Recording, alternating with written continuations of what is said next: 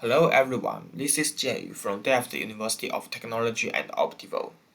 Today I'm gonna introduce my project, FPGA Acceleration of Zstd Compression Algorithm. This is the content of my presentation today. First, I will introduce the problem definition of this project. Then I will introduce the hardware implementation and its performance. Finally, I will say something about the future work. Problem definition. In Optical, we have collocations all over the world near the exchanges. In the collocation, we capture trading data from the exchange and send them back to Amsterdam via the internet for analysis. However, the data to be sent is expected to increase to 10 GB per second in recent years. Therefore, the bottleneck of this system is in the bandwidth of the internet. In Optical, we would like to compress the data before sending it back to Amsterdam to save the bandwidth. However, there's a problem. On the processing server, there is no enough resource to do the data compression work. Therefore, we are thinking about whether it's possible to have an FPGA attached to the processing server to offload the compression work. And this is the topic of this project. Hardware implementation. This is the overview architecture of the system proposed in this project. First, we have a host software running on the processing server. It can fetch the market data and send the compressed market data back to Amsterdam. It can also communicate with the FPGA board via PCI Express to offload the compression work to the FPGA.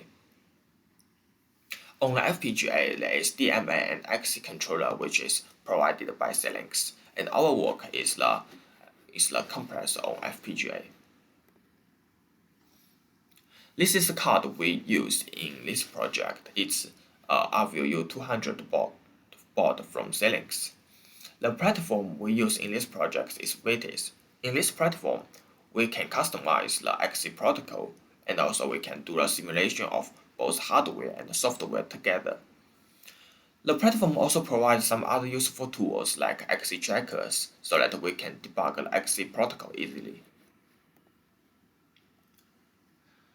Zstd is one of the deflate compression family. It consists of two stages. First one is LZ77 compression and the second one is entropy compression.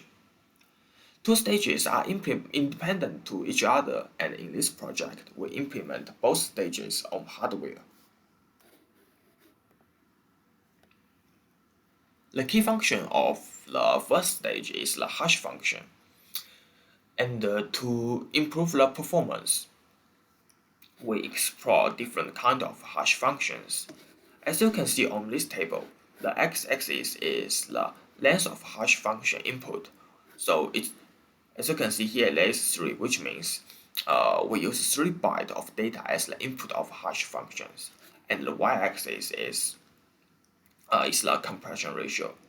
And also we test the performance of two different hash table sizes.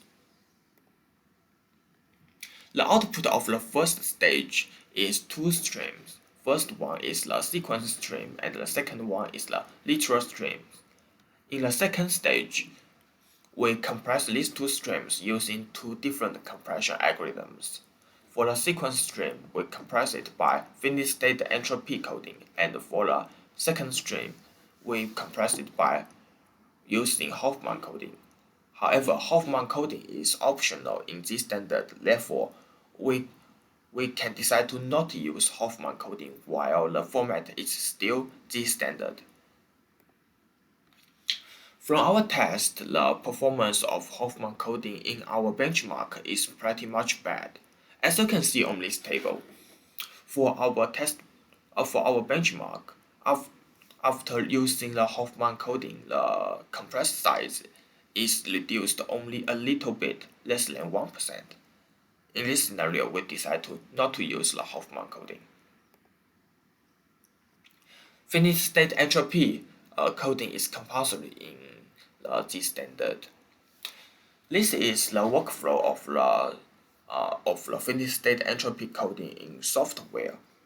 First, it will count the distribution of values, then do normalization, and then it will generate a lookup table based on the normalization result, and this lookup table will be used to compress all the data. This flow is done for each 128 kilobyte blocks, which means if I have a larger file, it will be first divided into several 128 kilobyte block and do this flow one by one or for all of the blocks. All this work is expensive to implement on hardware, therefore we implement it in another way.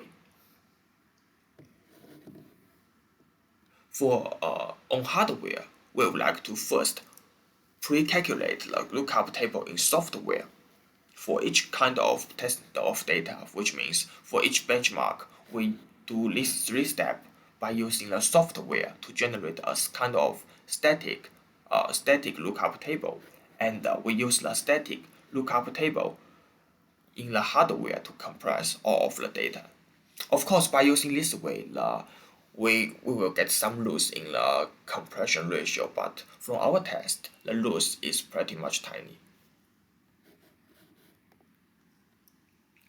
Overview of a single kernel. Finally, our kernel works on 300 MHz, and in each clock cycle, it can process 4 bytes of input data, which means the input throughput of each kernel is 1.2 GB per second. In order to get a better performance, we would like to propose multiple kernels on one FPGA. Luckily, Xilinx provides a framework to do the data scheduling of the data scheduling, so that we can do it in a very easy way. Resource utilization. This is the resource utilization of a single kernel. As you can see from the table, the critical resource is the block RAM. It uses about 4.77% of the block RAM, which means we can implement more than 10 kernels on one FPGA easily. Performance. Finally, we implement 10 kernels on one FPGA and achieve a throughput of up to 8.6 GB per second, which is close to the throughput of PCI Express, which is 11 GB from our test. We also tested the latency of the system for 400 megabyte files, and finally we found that it's about 0.55 seconds. Compression ratio is another important metric for compression algorithm. From our test, our Zstd hardware compression solution can achieve a better compression ratio than a Snappy software. Snappy is a compression algorithm proposed by Google to focusing on a high throughput, but also the compression ratio of the Zstd hardware is worse than the Zstd software level 3. Future work. Currently, the bottleneck of our system is the bandwidth of the PCI Express. So in the future, we would like to change to a faster protocol and have more kernels implemented on the same FPGA to achieve a higher throughput. And also, we would like to use hardware to generate a checksum and append it at the end of the file to guarantee the correctness. Now the code is open source. Thank you for your attention.